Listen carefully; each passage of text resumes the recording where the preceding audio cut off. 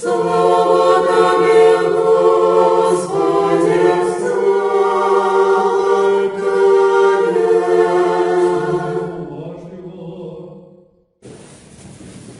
Во имя Отца и Сына и Святого Духа, сідайте перед ласка, дорогие браты и сестры.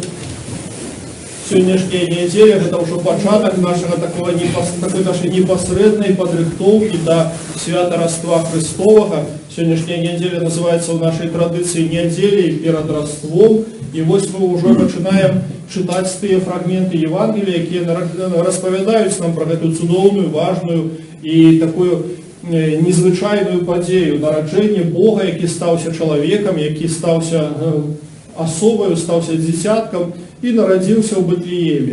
І ось сьогоднішнє Євангеліє я би назвав одним з самих сумних, одночасово нудних Євангелів і одночасово самих цікавих Євангелів, фрагментів Євангелія з тих, які ми читаємо, які ми зустрічаємо у Святому Писанні. Бо, наприклад, часами доводилося чути мені в моєму житті християнським люди, які не віруючі, казали, я не читаю Біблію, тому що я починав її читати, там вельми сумно, там написано, а хтось когось родив, і нічого там більше цікавого нема. І, звісно, я робив виснову, що чоловік не прочитав навіть там першу сторонку Євангелія Павла Матвея, тому що справді з цього родоводу починається ось Євангеліє. І знову ж це знаменально, що перші сторонки Нового Заповіту – це ось цей родовод. Так, справді, читати імена неких людей, неких незнайомих нам людей, це сумно, це не цікаво, це просто некая такая страта часу, некая такая. Але підкреслюю імени незнайомих і невідомих нам людей. Але це всі люди, може не всі, але більшість з тих, про кого ми читали у сьогоднішньому Євангелії, це добре знайомі повинні бути нам люди, коли ми читаємо Біблію, коли ми читаємо не тільки Новий Заповіт, не тільки слухаємо Євангелія на літургії, але коли ми читаємо Старий Заповіт. Бо за кожним, амаль що імен в цьому списі, в цьому переліку, ховається ціла історія віри і подвигів віри, так як ми чули у сьогоднішньому апостольському читанні. Це ті люди, які були свідками віри. Але часами за цими людьми ховається, за цими іменами, наоборот, ховається невір'я, здрада, грехи, злочинства. І ось ці всі люди увійшли у родовод Ісуса Христа. Ці їх історії нам варто познати, читаючи Старий Заповіт. Не тільки Новий Заповіт читати, але і Старий Заповіт, щоб познати усю ту передісторію, яка попередничала народженню Ісуса Христа.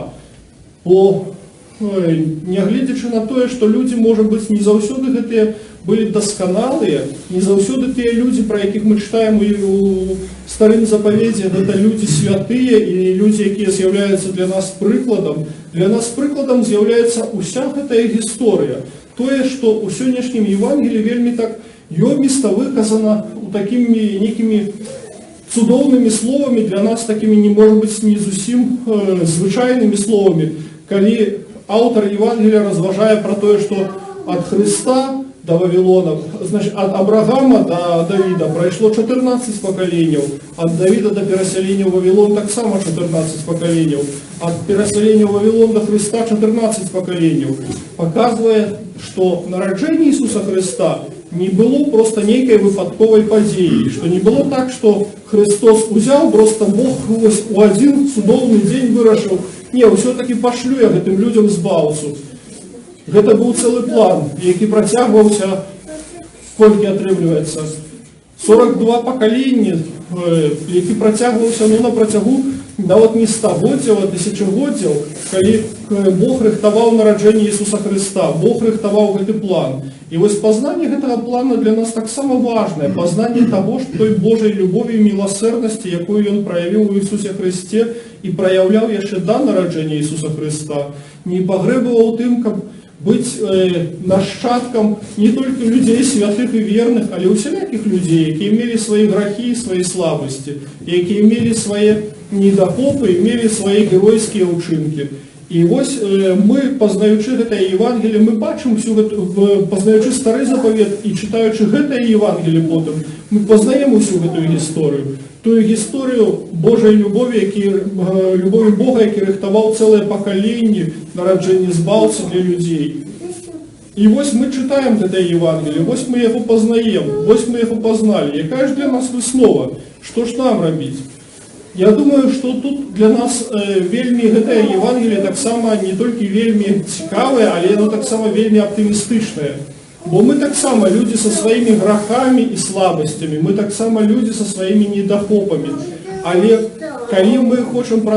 коли ми збираємося йти до Ісуса Христа, коли ми шукаємо дорогу збавлення, шукаємо дорогу до Бога, не варто боятися своїх недохопів, не варто боятися своїх грехов, не варто боятися того, що я негодний для того, щоб прийти у церкву, щоб прийняти причастя. Не варто этого боятися. Є дорога покаяння. І ось у гэтыя дні перед колядныя, перед Рождеством Христовым, церква нас особливо закликає до того, щоб приступити до сповіді, щоб прийняти как бы отсвятковать это свято не только так по-человече, не только поставить и упрыгожить ялинку, не только накрыть столы, не только развесить там, не ведаю, гирлянды и ліхтарики, але у першую чергу свое сердце подрыхтовать для прихода Иисуса Христа. Не бояться того, что мы там занадто некие грешные, и мы придем до споведи, и нас там святаром ругая, и Бог нас прокляне. Нет. Прийти такими, якими ми ёсць, каб сапраўды годна прыгатавацца до гэтага свята, каб сапраўды прыняць Ісуса Христа не толькі як там нейкую лялечку пакласці пад ялінку, каб зрабіць дэкарацыю нейкую прыгожую, паставіць батлейку, але каб сапраўды прыняць яго ў сваё сэрца праз святое прычасце, каб не проста нам это было каб не рабіць гэтай знешняй атрыбутыкі, не маючы унутранай. Так, знешняя атрибутика для нас важная. Важно показать эту пригожость свята, важно подкреслить эту пригожость свята. Але так само в першую чергу важно памятать про его сенс, про приход збавцы, який прийшов не просто у світ, не просто у космос, не просто там у Бетлеєм, який прийшов справді для нас, який повинен прийти у наше життя, у наше серце. І рихтуючися до гэтых святаў, рихтуючися фізично, упригожуючи наші доми, городи, праці, усе, що ми упригожуємо до гэтых святаў, давайте пам'ятати в першу чергу про те, як упригожити наше серце, упригожити нашу душу, упригожити її про святі тайни, про сповідь, про причастя, так само упригожити про наше навертання, можливо, виправлення чогось у нашому житті, що ще було недосконале, і упригожить ось праз гэтае святло Бетлеемской зорки, оно было не просто там символичным святлом, оно сапраўды каб асвяціло наше жыццё. Амінь.